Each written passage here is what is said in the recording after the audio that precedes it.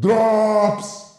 Douglas Cesário, se eu aprender primeiro o estilo mangá, meus outros estilos como realista e o cartoon ficam viciados? Fala Douglas, aqui é o Jason. Lembrando aí pra quem tá caindo nesse vídeo de paraquedas, eu sou quadrinista e ilustrador aqui, autor do quadrinho Macaimei e do quadrinho Hooligan também, que você consegue ler, o link tá aqui na descrição. Cara, essa é uma dúvida muito interessante. Geralmente, né, qualquer artista tende a escolher meio que um estilo para ser o seu principal, acaba desenvolvendo o seu próprio traço, suas próprias características dentro daquele estilo. Então a gente só costuma ver uma faceta de cada desenhista, digamos assim, que é aquele estilo dele que ele escolheu principalmente.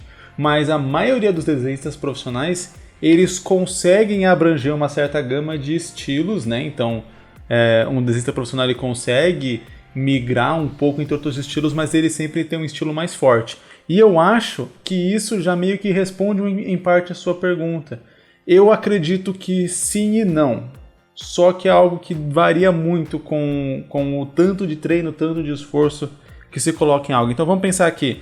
Quando alguém começa a aprender a desenhar, né, ela escolhe um estilo específico, seja como você citou aqui o cartoon, o realista, o estilo mangá, um estilo mais de quadrinho americano que mistura ali o cartoon com o realista, geralmente, né, tá ali numa espécie de meio termo. E aí você vai se especializando naquilo por só fazer aquilo ao longo do tempo. Quando você vai tentar adicionar, digamos assim, aprender um novo estilo, geralmente aquele estilo que você já vinha dominando há um tempo, ele vai meio que se manter presente nesse outro estilo que você está tentando aprender. Eu vou dar um exemplo aqui. Durante a minha vida inteira eu desenhei basicamente mangá. Quer dizer, eu comecei desenhando cartoon muito pouco, mas a partir dos meus 10, 12 anos de idade mais ou menos, eu migrei completamente pro mangá. E a partir daí foi só mangá, mangá, mangá, mangá, mangá. Então, meio que eu só aprendi a desenhar isso. Por volta, acho que, sei lá, eu já devia ter uns 18, 20 anos talvez, eu comecei a me interessar por aprender o estilo mais americano, aprender um estilo que fosse um pouco mais comercial, já que o mangá ele tem, né, um estilo bem característico, bem específico, é o estilo que eu gosto nas minhas histórias, mas o estilo mais americano é um estilo que abrange mais para, por exemplo, prestação de serviço, commissions, etc., que é com que eu trabalho hoje, né? Eu trabalho vendendo meus desenhos, digamos assim, prestando serviço de ilustração. Então eu queria aprender esse estilo mais americano, por mais que eu tentasse, as características do mangá não saíam daquele estilo. Então, mesmo hoje, que eu, né, já faz anos que eu venho treinando isso e tentando, meio que eu só consegui fundir os dois estilos. Claro que eu não realmente separei 100%, eu não parei completamente de desenhar o mangá para desenhar um outro estilo. Então meio que as coisas foram se fundindo. Então eu acho que quando você tem um estilo próprio de desenho e vai adicionar outro, a tendência é que você vá meio que mesclando esses estilos no início, inconscientemente, né? Só por simples hábito, por você estar acostumado a desenhar daquele jeito. Então, por exemplo, no mangá a gente está acostumado a desenhar olhos grandes, né? E quando você vai fazer um desenho mais realista, você vai diminuir o tamanho dos olhos consideravelmente. Então, quando eu fazia as primeiras ilustrações, era engraçado porque eu fazia ali e no momento que eu fazia, eu olhava e falava, ah, não, tá bom, o olho tá pequeno. E aí passava, sei lá, um dia, 2 dias, eu olhava o desenho e falava, não, esse olho tá gigante ainda. Então, na hora que eu fazia, a minha própria percepção dizia que estava pequeno, sendo que depois, quando eu olhava de verdade, eu percebia que o olho ainda estava grande, porque seria um olho de um personagem num estilo um pouco mais realista. Por acaso você começa a desenhar, mas você sente que o desenho não está saindo da maneira como você queria que ele saísse? Ou de repente você vê alguns tutoriais no YouTube e você acha muito legal o que eles falam, consegue entender, mas na hora de passar para o papel, parece que você não tem aquele mesmo resultado, parece que tem alguma coisa faltando no seu desenho. Você por acaso não está muito satisfeito com os desenhos que você está fazendo e você acha que eles estão saindo meio torto, meio estranho, eles definitivamente não são aquilo que você imaginava? Então pode ser que você esteja tendo um problema na parte mais básica de um desenho, que é exatamente o esboço.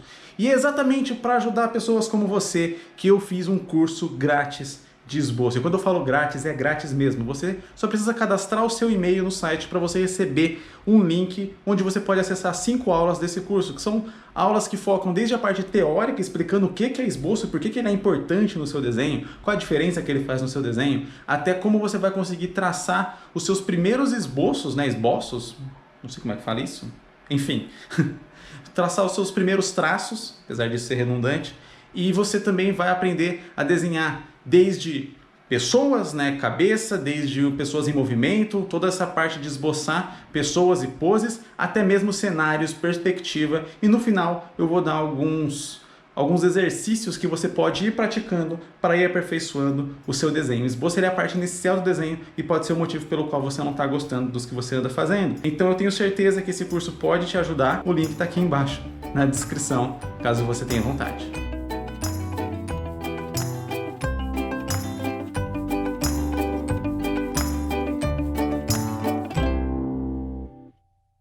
Só que eu acho que à medida que você vai treinando essas coisas com muitos anos de prática, eu acho que você consegue distanciar mais. Você consegue fazer um mangá 100% mangá se você aprendeu, você consegue fazer um realista e você consegue fazer um cartoon e consegue separar essas coisas mais, digamos assim. Mas eu acho que de início é muito mais complicado. Meio que seria como se você tivesse que resetar algumas coisas que você aprendeu e meio que reaprender do zero aquilo de novo para conseguir chegar no estágio onde o seu desenho não vai ter influências do seu outro traço, o seu estilo atual não vai ter influências do seu outro estilo. Digamos assim, se você quer realmente trabalhar em 3 estilos diferentes. É claro que daí a gente pode erguer a discussão sobre o próprio traço, o próprio estilo de cada artista, né? O que caracteriza um artista como aquele estilo, ou melhor, o que caracteriza um estilo como sendo de um determinado artista. Esse tipo de coisa é uma coisa que já fica um pouco mais subjetiva quando a gente vai falar sobre mangá, sobre cartoon, sobre o realismo e tal. Não quando a gente está falando de ultra-realismo. Ultra-realismo não tem estilo, não tem que ter estilo, pelo menos. Você está representando uma pessoa real ali, como ela é, não é para ter nenhuma influência de traço ou algo do tipo, supostamente.